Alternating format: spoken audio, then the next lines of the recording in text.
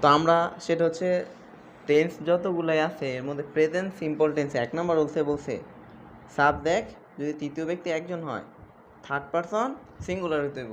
তো third person তো আমরা সবাই চিনি, I, me, we, us first person, you second person, বাকি সব হচ্ছে থার্ড পারসন। তো বাকি সব থার্ড পারসন বলতে যদি বলি দ্য স্কাই, হ্যাঁ স্কাই, এটাও কিন্তু থার্ড পারসন। স্কাই এটাও কি থার্ড পারসন। আকাশ, আকাশটি, স্কাই মানে কি আকাশটি, আকাশটি। তাহলে হ্যাঁ, আবার যদি বলি হ্যাঁ এ বার্ড, একটি পাখি, যদি বলি দ্য বার্ড, পাখিটি, এগুলো কিন্তু সবগুলোই কিন্তু থার্ড পারসন এবং প্রত্যেকটাই কি সিঙ্গুলার, প্রত্যেকটাই থার্ড পারসন আবার প্রত্যেকটাই সিঙ্গুলার। কিন্তু যদি বলি দ্য বার্ডস, পাখিগুলা, এই পাখিগুলা, এখানে এই যে বার্ডস, এটা কিন্তু আর থার্ড পারসন সিঙ্গুলার না, এটা থার্ড পারসন সিঙ্গুলার না, এটা থার্ড পারসন প্লুরাল, অনেকগুলা।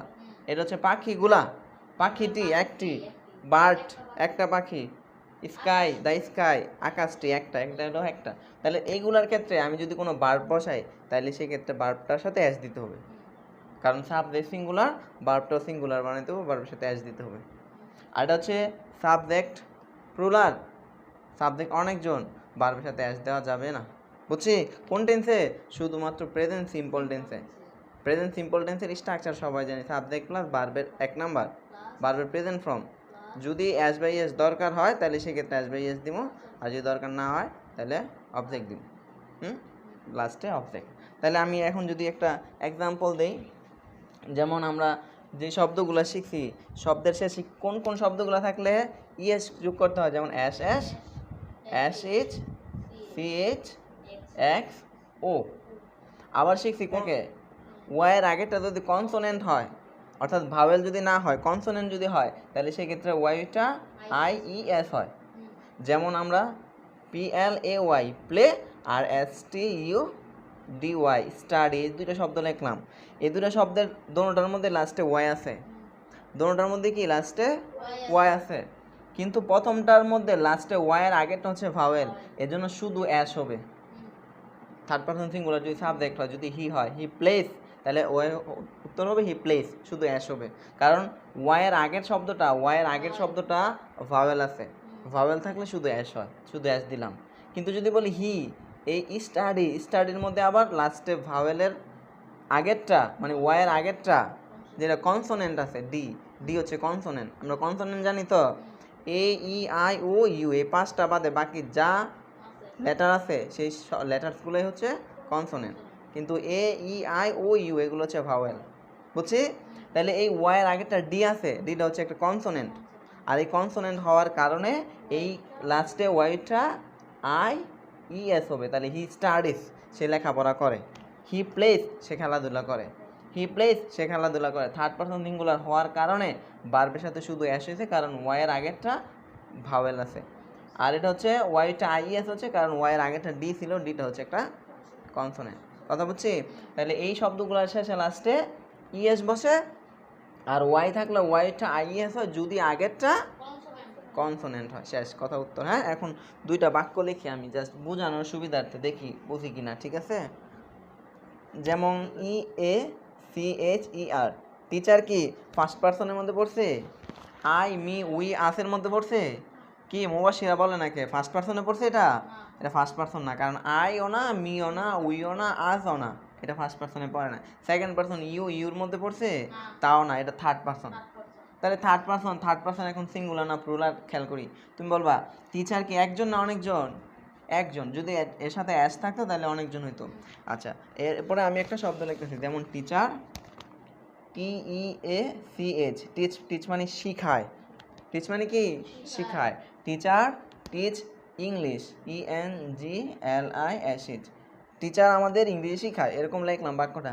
তাহলে কি এই যে টিচ যে শব্দটা লিখছি, এই টিচের সাথে একটা কিছু হবে, প্রেজেন্ট টেন্সে বার্বের সাথে অ্যাস বাই এস হবে, যেহেতু এটা থার্ড পারসন সিঙ্গুলার। কথা বুঝছি? থার্ড পারসন সিঙ্গুলার হওয়ার কারণে এর সাথে এই বার্বের সাথে অ্যাস অথবা ইএস কথাটা হবে। এখন অ্যাস দেবো না ইএস দেবো, এটা হচ্ছে বিষয়টা। লাস্টে যেহেতু CH আছে, এই যে CH থাকার কারণে এটা ইএস হবে, তাহলে টিচার টিচার্স ইংলিশ। শেষ উত্তর। বুঝছি? এরপর আরেকটা যদি লিখি, যেমন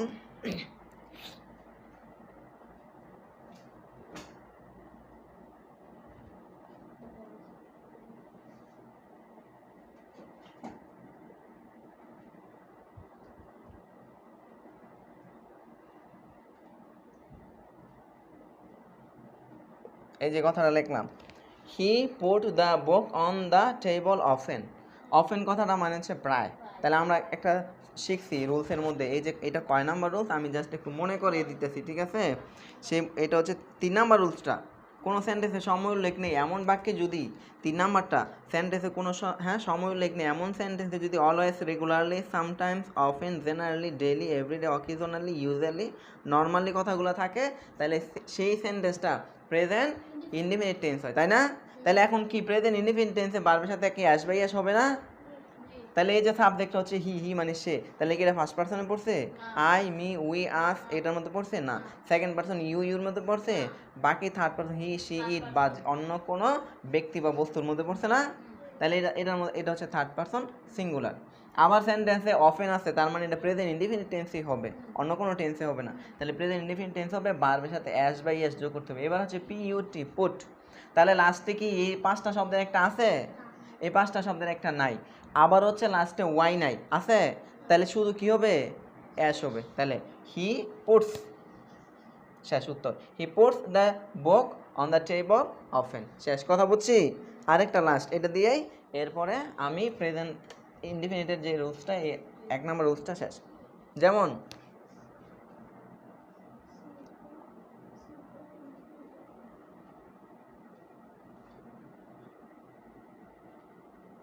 খেয়াল করি সবাই, তাহলে লাস্টের সেন্টেন্সের মধ্যে ডেইলি আছে, তাহলে আবারও তো ওই রুলসে 3 নাম্বার রুলসে পড়ছে, হ্যাঁ? কোনো সেন্টেন্সে সময় উল্লেখ না থাকলে ডেইলি থাকলেও সেই সেন্টেন্সটা প্রেজেন্ট ইনডিফিনিট টেন্স হয়, তাই না?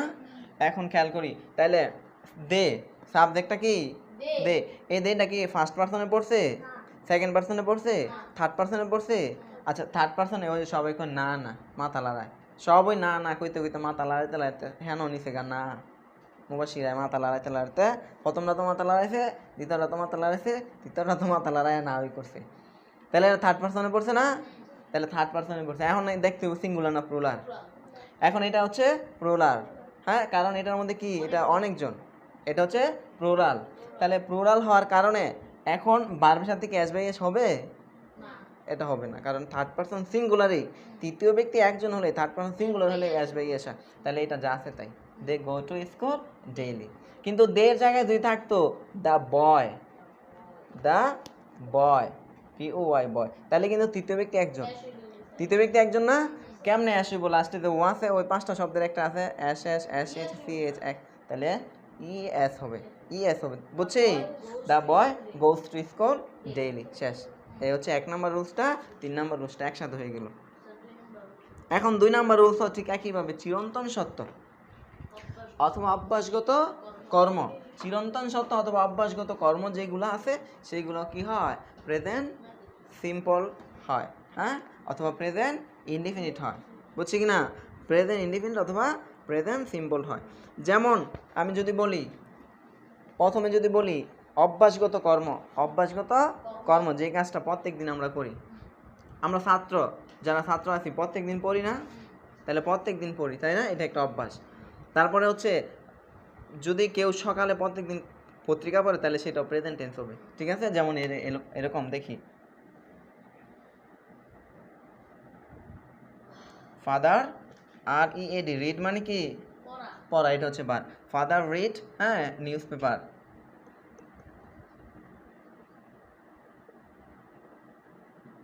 পেপার,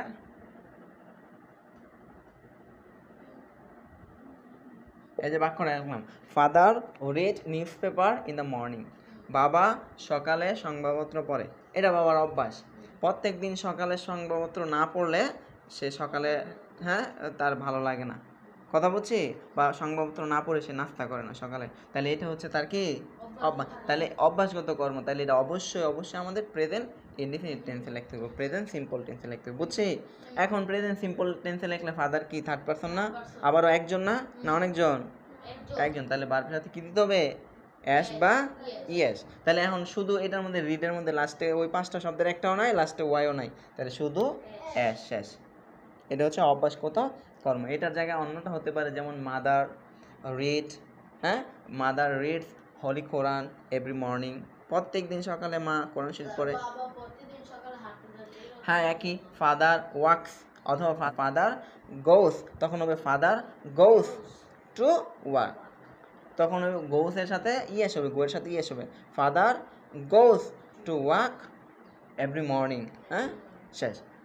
এবার হচ্ছে চিরন্তন সত্য যেটা, হ্যাঁ, এবার চিরন্তন সত্য এটা বুঝলাম অভ্যাসগত কর্ম। এবার হচ্ছে চিরন্তন সত্য, ঠিক আছে?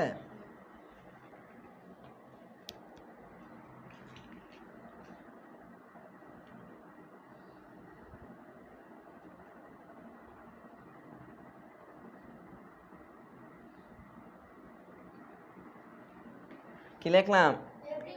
এভরিবডি।